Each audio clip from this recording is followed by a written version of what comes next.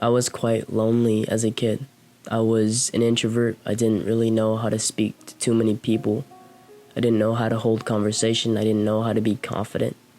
I didn't know any of those things. And so I didn't have many friends, and I always felt a little bit empty in my heart.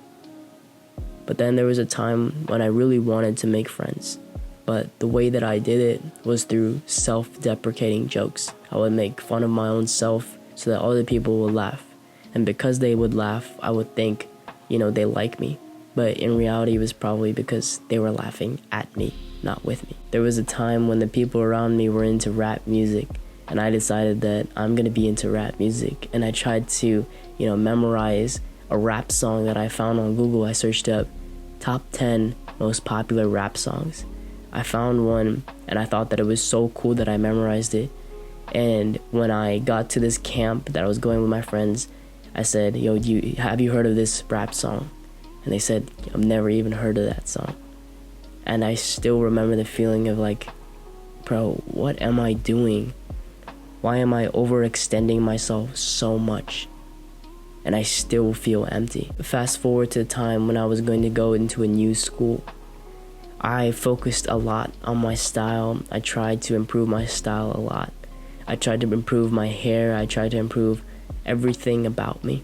I started working out in this time as well. At this new school, I made a lot of friends, but I still felt empty inside. Even when I had a lot of people around me, even when I had a lot of friends around me, I still didn't feel complete.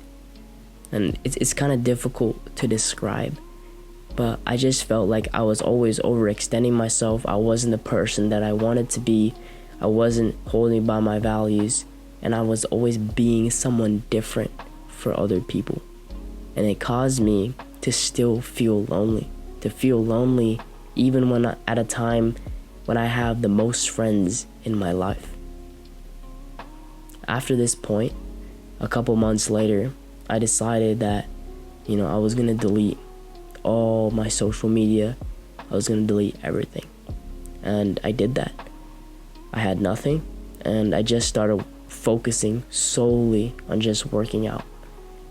I started to get into this mentality of just working on myself. In this time, I also started YouTube.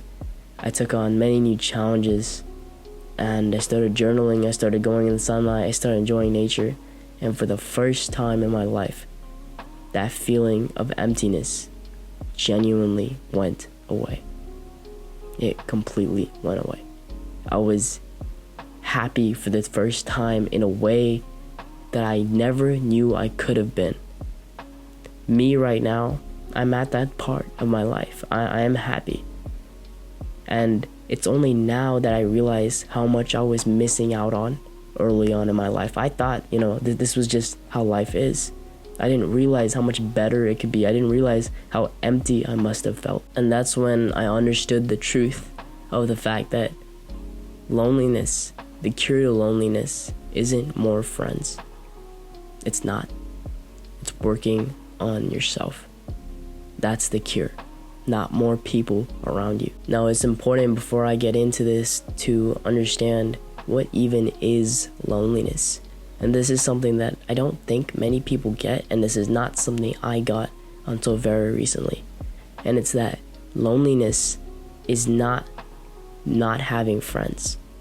It's not being alone. Loneliness is not having people acknowledge you. It doesn't matter how many people around you.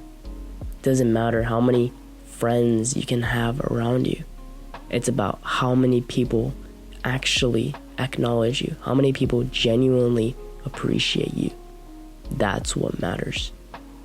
Loneliness is the feeling of not being appreciated, the feeling of not being acknowledged.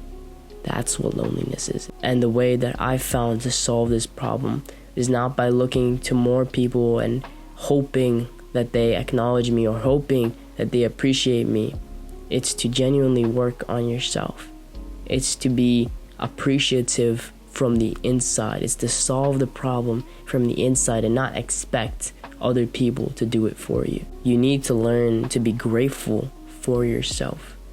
Neediness comes from the fact that you don't think that you're enough, that you need someone else to validate you, that you need someone else, you need another friend.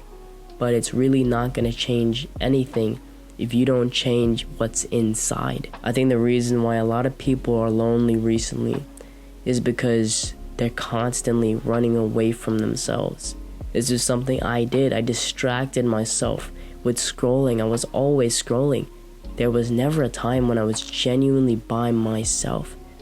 It was either I was scrolling, or I was on video games, or I was talking to someone that I didn't really care about, I didn't really connect with.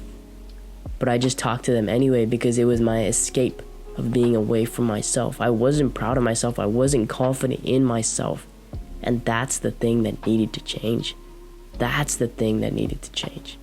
It's not other people validating you. Go on walks. Journal for the first time. And it's a beautiful feeling to realize that you are there. That you are there. You don't have to run away. You don't have to be afraid of yourself. You can genuinely enjoy that time. And you want to be committed to yourself. This is the other part, right? You have to be grateful. You have to be appreciative. And you can't run away. But you also have to be committed. You have to explore. You also have to be committed to yourself. You have to take on challenges. You have to take on risks. You have to explore. And you have to grow. You have to constantly search growth, self-growth, self-improvement. So now I'm going to talk a little bit about things that you can use to grow. Things that can replace the time that you used to spend scrolling and basically just running away from yourself, distracting yourself. These are things that are purposeful. And the first thing that I would recommend is working out. The reason why working out is so amazingly powerful is the fact that it shows you that your efforts are directly tied to your results.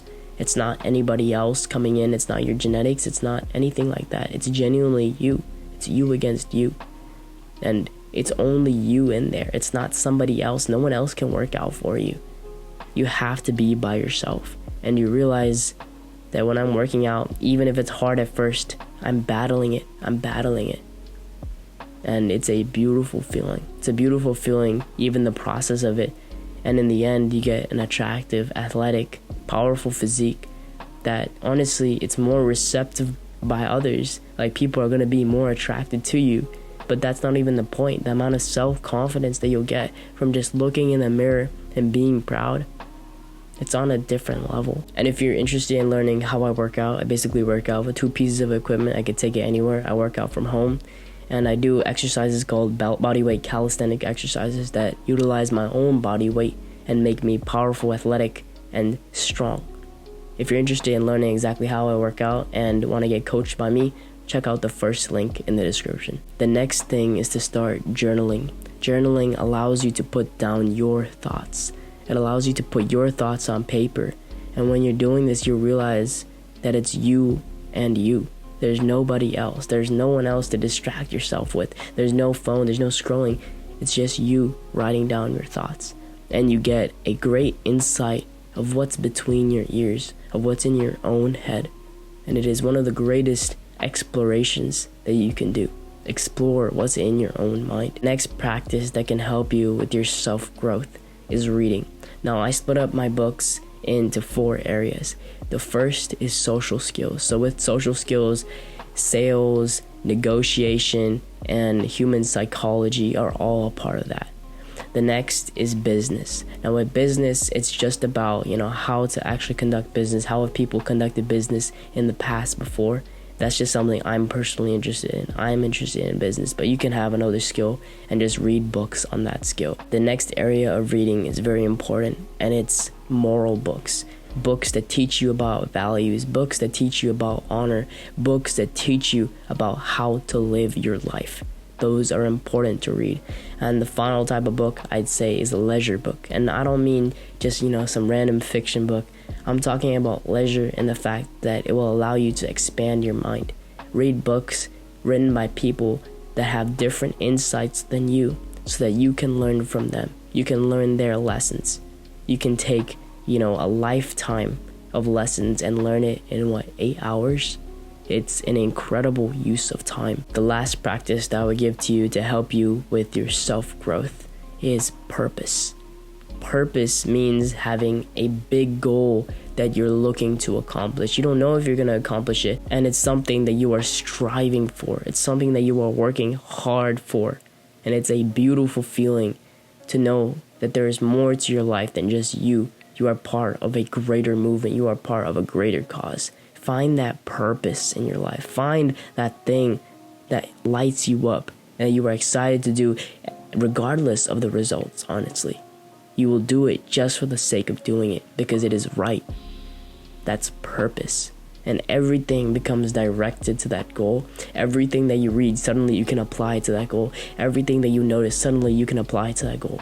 It's like your brain will just notice everything that will help you.